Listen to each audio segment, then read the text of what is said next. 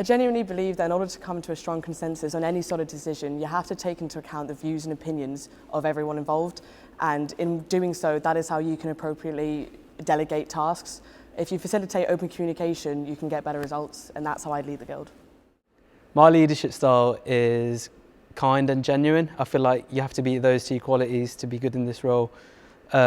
Without being those, you're not able to listen to all sorts of opinions and take them across. I like to think you also have to have a sense of humour, because this job can get a bit intense, and it's always nice to brighten someone's day. So my leadership style is direct and caring. Any time that you run a platform, you're asking for resources from the institution, and you'll encounter resistance. I want to meet that resistance head on and negotiate with staff and current facilities to meet my platforms. One of the big ones will be upgrading Brownlow student health to promote access to medicine on campus. I want to see walk-in appointments return, and I want to see a review of the e-consultation service.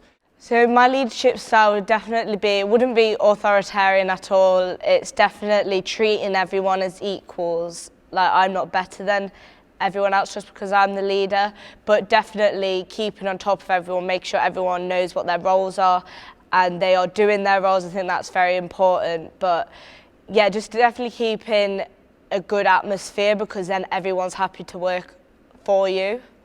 My leadership style will be unanimous. So making sure that everyone comes to an agreement in a way that benefits all parties involved, so that the Guild can be improved for everybody, not just students or staff or the university, but for everyone in the best way possible. So generally, I'm quite an emotionally orientated and empathetic person.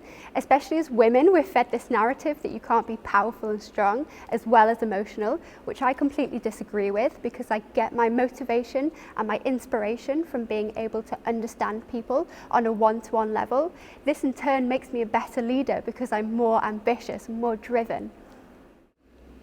I'm more free-flowing, so I'm willing to just give a task to someone and merely check up instead of micromanaging them and seeing everything through on my own.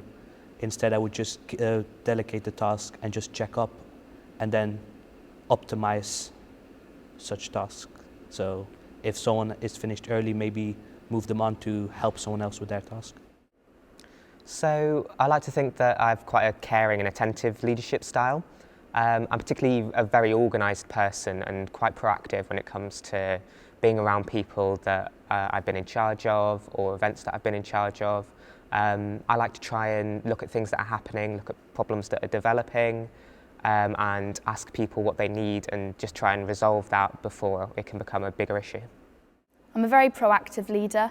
I've found from my experience of leading other people that I'll keep nagging people until they do what they've said.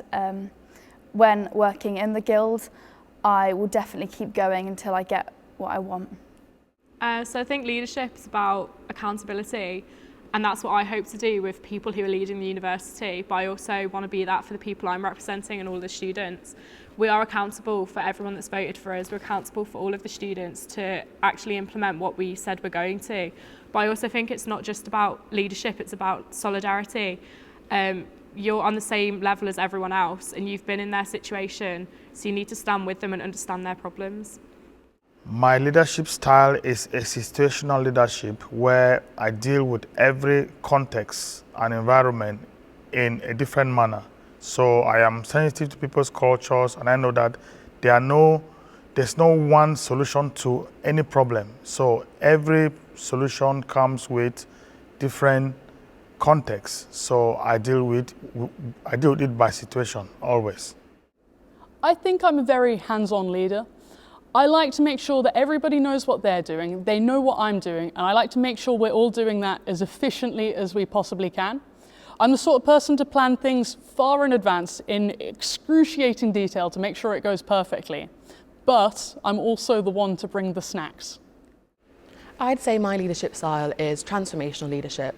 I believe in people-centered approaches, collaborating with people, working with people on the issues that matter. So leadership isn't just about one person, it's about the views and the needs of everyone else. So my aim, if I were to become student officer, is to work with university students, staff, members of the university, members of the Guild, to create change and work with them on the issues that matter and what they want, because that's what leadership is to me.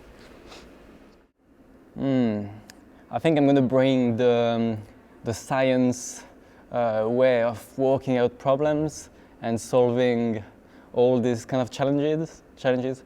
Coming from engineering, I just can't really stay in 2-hour-long meetings. I'm much more get your hand dirty and do the job kind of person.